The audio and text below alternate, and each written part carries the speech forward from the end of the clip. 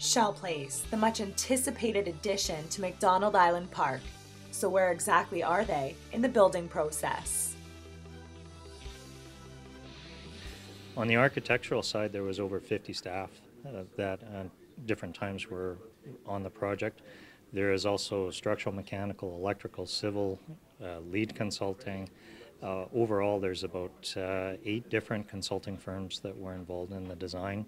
There's been a lot of design revisions through this process. We started out going one direction, and then after hearing public feedback and some consultation that Mr. Reed and his team had done through the process in the early stages, there were some major revisions where we've flipped the stadium upside down and turned it inside out and come up with the solution that's there. We've just finished a major portion of our earthworks scope of work, and we just started piling on site. So we've put a bunch of test piles out on site just to determine optimal pile lengths, and next week you'll see us enter into production piling, where there will be a lot of piles driven into the ground. I think probably the biggest announcement of today is that we're transitioning from lead silver to lead gold.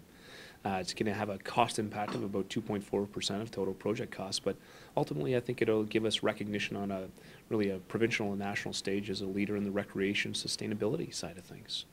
The other initiative that we have is we're exploring the concept of purple water so that we reduce the impact on the water systems and the river systems. And essentially what we do is we recycle wastewater, we treat it here on site, and then we use it to irrigate the golf course. And we think this will probably reduce the draw on the river systems by about 10 million gallons a year.